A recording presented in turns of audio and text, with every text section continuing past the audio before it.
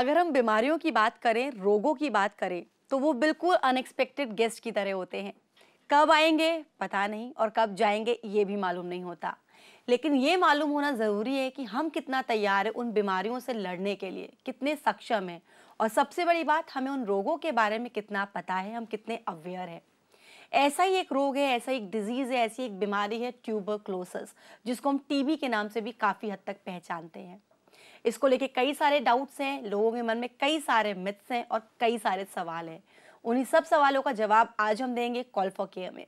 आप सभी की सभी सवालों का जवाब देने के लिए, प्रॉपर गाइडलाइंस देने के लिए हमारे साथ है डॉक्टर राखी।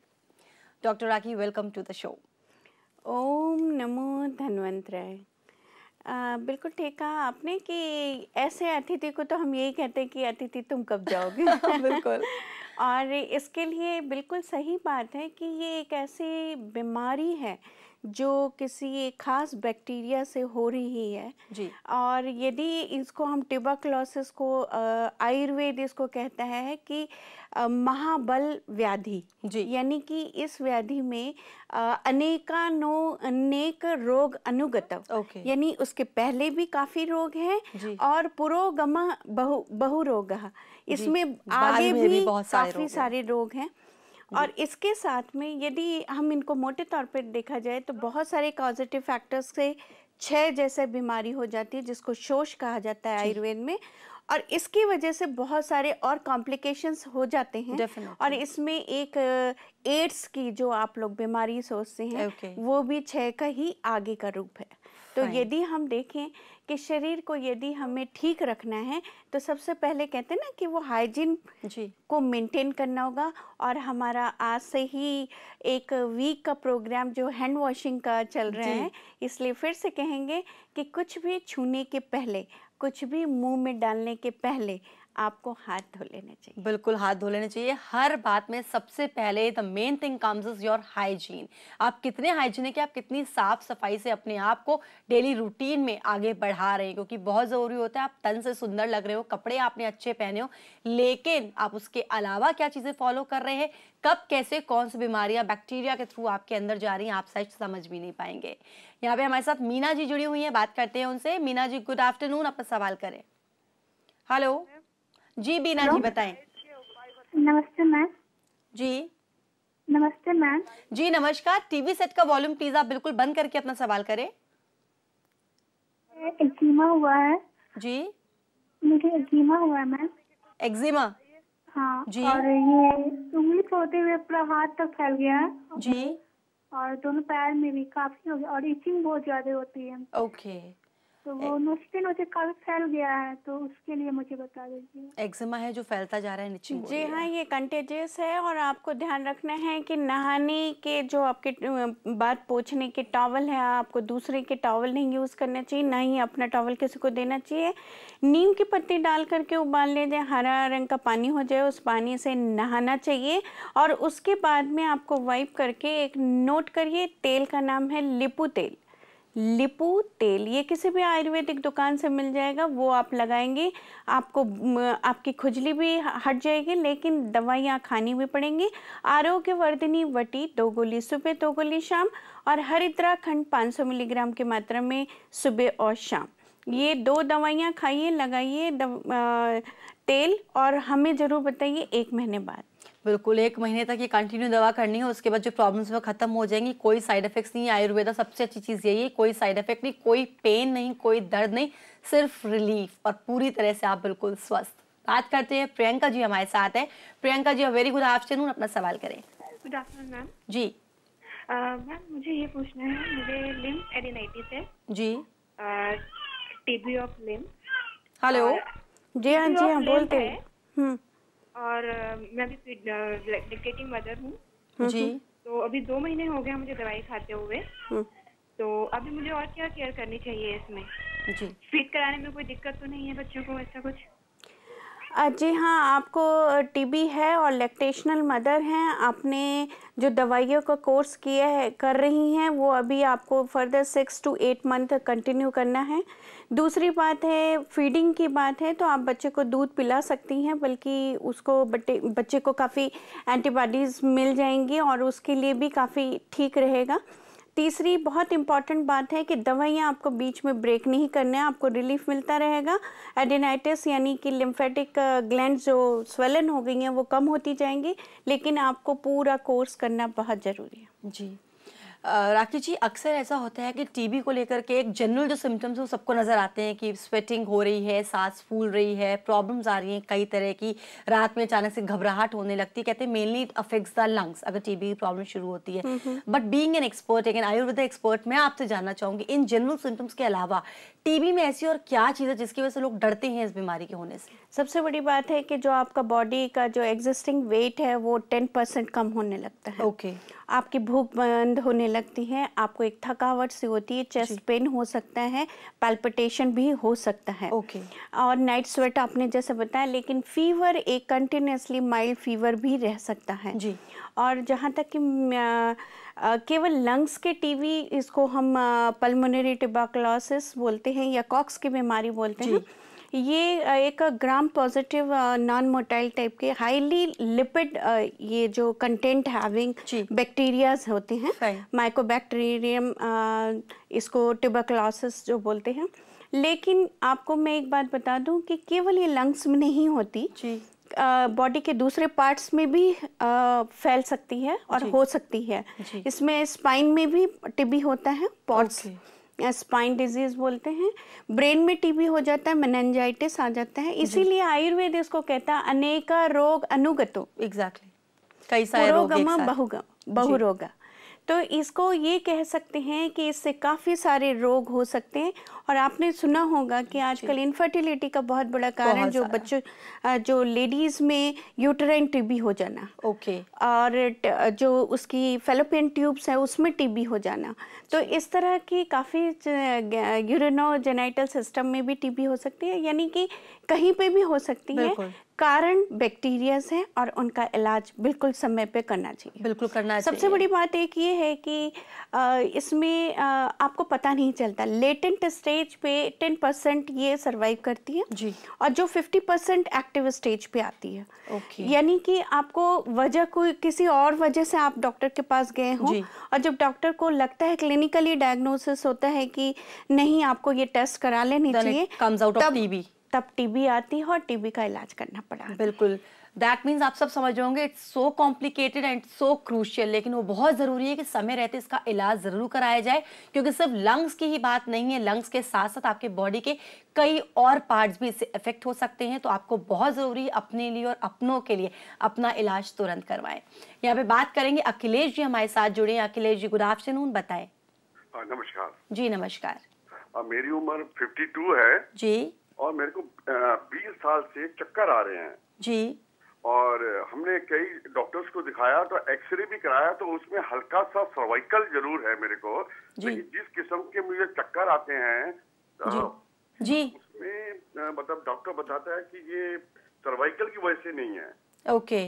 हाँ जी, रिपोर्ट्स में इसकी सर्वाइकल से है। ये सर्वाइकल स्पॉन्डिलोसिस की अगर बीमारी है तो चक्कर आना स्वाभाविक है। दूसरी बात है और कारण हो सकते हैं, हाइपरटेंशन तो नहीं है आपने, क्योंकि चेकअप करा रहे हैं, डॉक्टर ने बताया नहीं है, तो बीपी बिल्कुल नॉर्मल होगा।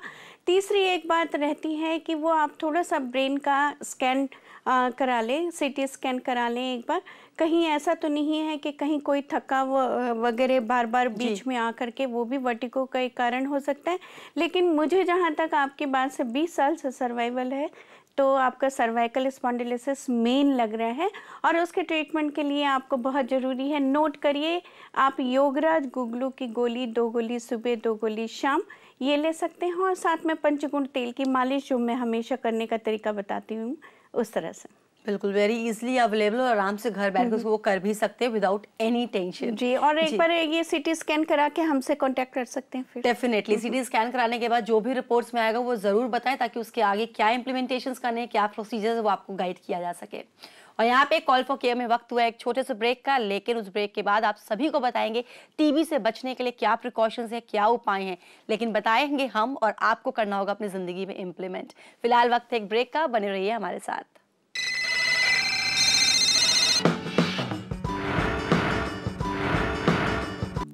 WHO की एक रिपोर्ट के अनुसार टीबी से इन्फेक्टेड पर्सन 10 से 15 लोगों को पर ईयर इन्फेक्ट कर सकते हैं।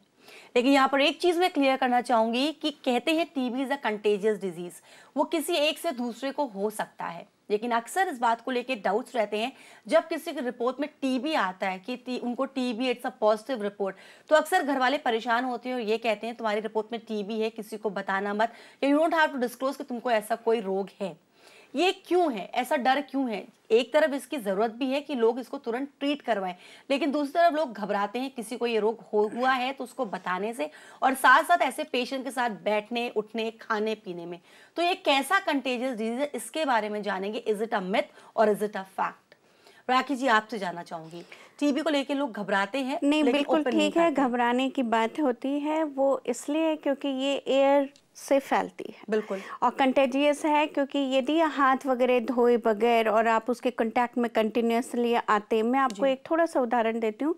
एक व्यक्ति यदि स्नीज करता है तो 40,000 ड्रॉपलेट्स उसके निकलते हैं, और एक ड्रॉपलेट में यदि आपके केवल कम से कम हमें 10 बैक्टीरिया जरूरी हैं इन्फेक्शन फैलाने के लिए। तो आप समझ सकते हो कि यदि स्नीज कर रहा है इन्फेक्टेड पर्सन तो इमीडिएटली कितने सारे ड्रॉपलेट्स अंदर आप ले सकते हो।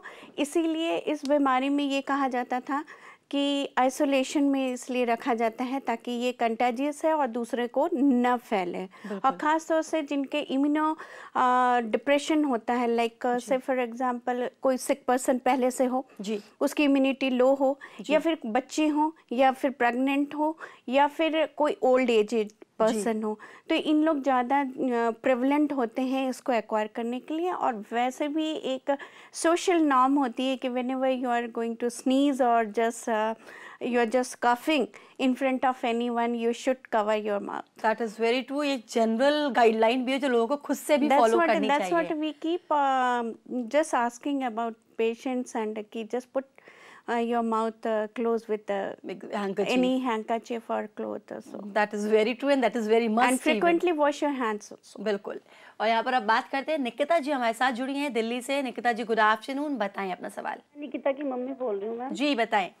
वो मेरे बेटे को ना इसके प्लेटलेट्स डाउन हो जाते हैं जी, इसको ना फैंक्निक एनीमिया बता रखा है मैम जी, तो इसके बारे में पूछा। और बेटी को मेरी कोल्ड रहता है बहुत ज्यादा। ओके। और ना इसके बेटे के ना ब्लैक सर्कल, डार्क सर्कल बहुत ज्यादा हैं जी। आप अपने बेटे और बेटी की उम्र बताएंगी प्लीज?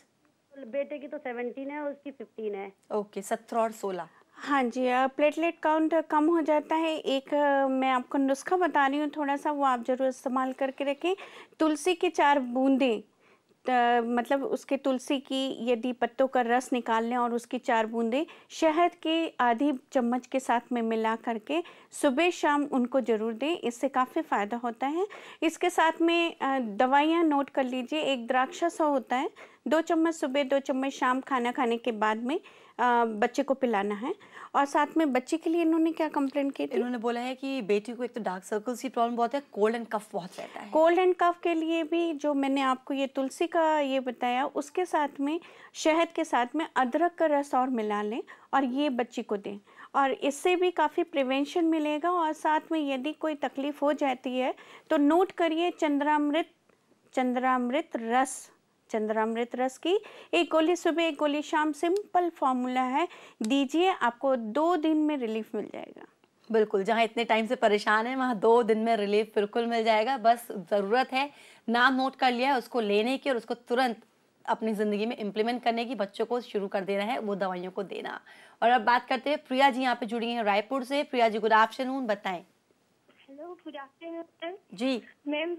मैम मेरा सवाल ये है कि मेरे फेस पे रिंकल्स है। मैम मैं एक्चुअली बहुत रोती थी क्योंकि मेरी हाइट बहुत छोटी थी मैम, इसलिए तो मेरे मतलब आंखों के नीचे भी लाइनिंग्स और रिंकल्स की मैम प्रॉब्लम है, तो मैं क्या करूं? प्रिया जी, आपकी एज क्या है? 17। ओके, 17। इसके लिए मैं आपको एक बहुत बढ़िया नुस्खा बता रही हूँ, आप नोट करिए। कुमकुमादि तेल का मतलब दिन भर में एक बार आपको हल्के हाथ से मसाज करना है। ध्यान रखिएगा कि चेहरे में काफ़ी सारी ऐसी मसल्स होती हैं जिनमें सर्कुलर मूवमेंट चाहिए और किसी में ऊपर की ओर चाहिए, यानी कि टोटल आपको मीडियल से लेके पेरिफेरल तक ऐसे जाना है। ये इस तरह का आप उल्टा नहीं करेंगी, ये हल्का सा मसाज करिएगा। गर्म पानी में नमक डाल करके उसमें टॉवल निचोड़ लें और उसको चेहरे पे एकदम हल्के से रखने के बाद मसाज करिएगा। मसाज करने के बाद में बस आपको कुछ नहीं करना है, चेहरे में साबुन नहीं लगाना, रिंकल्स गायब हो जाएंगे।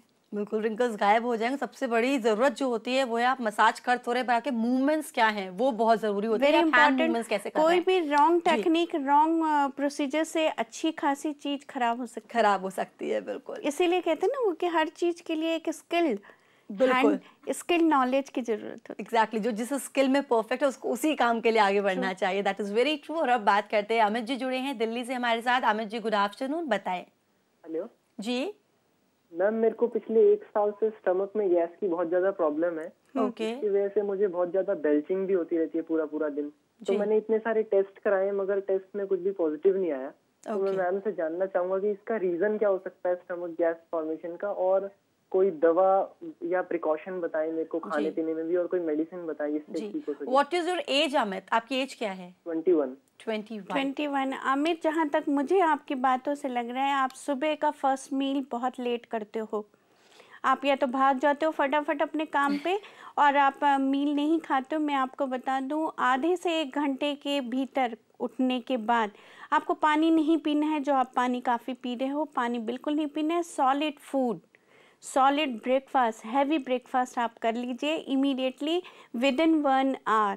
ये करिए और उसके साथ में सिंपल सा एक फार्मूला मैं बता रही हूँ, अजवाइन को भिगो लीजिए, उसका पानी थोड़ी थोड़ी देर में सिप सिप करके पिएंगे तो आपकी ये जो गैस की फ्लैचुलेंस है और आपको हमेशा पेट भरा भरा लगता है, बिल्कुल नहीं लगेगा। बिल्कुल, जिनकी गैस्ट्रिक की सीवियर प्रॉब्लम से डेफिनेटली अगर वो भी इसको नुस्खे को अपनाते हैं अजवाइन के, तो डेफिनेटली प्रॉब्लम खत्म हो जाएगी। एक बहुत बड़ी बात होती है ना कि सुबह मील जो है वो राजा की तरह करना होता है और उसमें लेट नहीं करना चाहिए। Everything has to be on time, that is true. और यहाँ पर फिर से वक्त है एक छोटे से ब्रेक का, लेकिन ब्रेक के बाद भी टीबी में डाइट कितना इंपॉर्टेंट रोल प्ले करती है और उसके लिए क्या प्रिकॉशंस और क्या डाइट्स होनी चाहिए सब बताएंगे। तो इंतजार कीजिए, सिर्फ इस छोटे से ब्रेक के बाद मिलते हैं।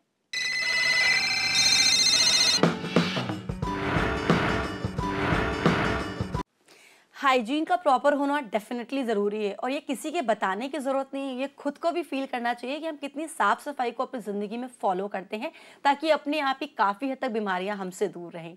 लेकिन हाइजीन को फॉलो करने के साथ साथ आपकी डाइट हर रोग में बहुत इंपॉर्टेंट रोल प्ले करती है। अगर आप स्वस्थ हैं तो भी आपकी डाइट का एक बहुत अहम रोल प्ले है, और अगर आप अस्वस्थ हैं तो डेफिनेटली आप जिस प्रॉब्लम से आगे बढ़ रहे हैं उसके लिए क्या डाइट प्लान है वो फॉलो करना बहुत ज़रूरी हो जाता है। टीबी में क्या डाइट होनी चाहिए और क्या प्रिकॉशंस होंगे, अब जानेंगे डॉक्टर राखी से। Doctor Rakhi, what are the precautions and what are the dietary habits to be followed? Certainly one thing, anything which is giving you loose motions should be avoided. Okay. Number 1. Number 2, काफ़ी heavy digested food नहीं लेना है जी। आपको जो easily digested हो और काफ़ी nutritious हो, कैलोरी हो, प्रोटीन्स हो, ये डाइट्स आपको ज़्यादा लेनी है। और मैं बता दूं कि आयुर्वेद इसके लिए इसीलिए कहता है कि इस वक्त शरीर में बल कम हो जाता है, इसलिए यानी कि ज़्यादा मोशन भी हो जाएंगे तो बल का आपका क्षय हो जाएगा, इसलिए सेव योर इवन मतलब लेके स्टूल ऑल्सो, ये कहा गया है। तो कॉन्स्टिपेशन नहीं होना चाहिए, that is another thing, but loose motion किसी भी हालत में नहीं होना चाहिए। और क्योंकि अगर अनट्रीटेड रहेगा तो 50% डेथ हो जाती है इसमें, इस रोग से। इसीलिए ध्यान रखें कि सबसे अच्छी चीज़ होती है सूप। ये ग्रीन वेजिटेबल्स हैं, जितने भी सीजनल वेजिटेबल हैं वो इजीली डाइजेस्टेबल नहीं हो, फ्लैचुलेंस ना करें, बेस्ट है उसको सूप फॉर्म मिले। नंबर 2, यदि आप इसके लिए बकरी का दूध बहुत अच्छा कहा गया आयुर्वेद में, कि बकरी का दूध आप पिएंगे तो इससे आपको वीकनेस नहीं होगी, ये कहा गया है आयुर्वेद में और लिखा है आजाद दुग्ध। जी। तीसरी बहुत इम्पॉर्टेंट बात है कि आपको खाने के लिए यदि आपको कुछ भी चीज़ यदि इन तकलीफ हो रही है, इसमें एक बात बता दूं, बहुत सारे लक्षण होते हैं जी, इसीलिए यदि थोड़ा सा भी आपको अनकंफर्टेबल होता है तो इमीडिएटली डॉक्टर को दिखाएं और उसके लिए रेक्टिफिकेशन। बिल्कुल, बहुत ज़रूरी है, डाइट को प्रॉपर्ली फॉलो करना चाहिए। कहीं पे कोई इरिटेशन या कोई ऐसी चीज़ फील हो जिसपे आपको अनकंफर्ट लग रहा है, तुरंत अपने डॉक्टर से कंसल्ट करना चाहिए। बात करते हैं जूही जी हमारे साथ जुड़ी हैं दिल्ली से। जूही जी, गुड आफ्टरनून, बताएं। Good afternoon. हेलो। हाँ जी, हाँ, गुड आफ्टरनून। जी, गुड आफ्टरनून। मैं ये पूछना चाहती हूँ, मेरा स्किन ड्राई है और हर विंटर अभी भी प्रॉब्लम है, अंदर से ऐसा लगता है जैसे स्ट्रेच हो रहा हो, ऐसा रहता है। वो ऑयल, कोकोनट ऑयल का लगाती हूँ, पर अंदर से जैसे बैठो तो लगता है अंदर से स्किन स्ट्रेच हो रही है। ऐसी ये प्रॉब्लम है मेरे को। जी, आप नहाने के पानी में सिंपल कोई भी जैसे कोकोनट ऑयल आप लगा करके नहाते होगे, और उसके बाद में नहाने के पानी में आप ऑलिव ऑयल की बूंदे डाल लें, जैतून का तेल जिसको बोलते हैं, वो कुछ बूंदे डाल लें। आपको ये जो स्ट्रेचिंग हो रही है या ड्राइनेस हो रही है वो नहीं होगी। तीसरी बात है, खाने में आपको वेजिटेबल्स का यूज़ ज़्यादा करना चाहिए, खासतौर से सीजनल वेजिटेबल्स का। जी, बहुत छोटे से सिंपल और यदि चेहरे में ज़्यादा ड्राइनेस हो रही है तो सबसे बढ़िया है कि केवल शहद का एक लेप लगा लें। जी, शहद जो नॉर्मल शहद है वो लगा लें और मुंह धो लें, आपको लगेगा कि काफ़ी ह्यूमिड है। ओके, टीबी की जहाँ हमने बात करी, वहाँ पे बहुत प्रॉपरली आपने सारे ट्रीटमेंट्स बता दिए और ये भी बता दिए कितना ज़्यादा लोगों का अवेयर होना इसके लिए ज़रूरी है। एंड एज यूजुअल सारे कॉलर्स के आंसर्स भी, दैट वाज वेरी नाइस। आपने बहुत अच्छे से सबको सॉर्ट आउट किया। Thank you so much for being on the show. Thank you. पता ही नहीं चलता है कि कैसे हाफ एन आवर निकल जाता है। लेकिन एक बात है कि यदि ये ड्रग अगर शुरू हो गई है डायग्नोसिस के बाद में, तो ड्रग बीच में नहीं छोड़ना है, वरना ड्रग रेजिस्टेंस जो ट्यूबरकुलोसिस होती है वो ज़्यादा घातक होती है और ज़्यादा दिन तक सर्वाइव करती है। इस बात को हमेशा ध्यान रखें और keep healthy yourself as well as to the society. That is the message. Thank you so much ma'am. Thank you. धन्वंतराय।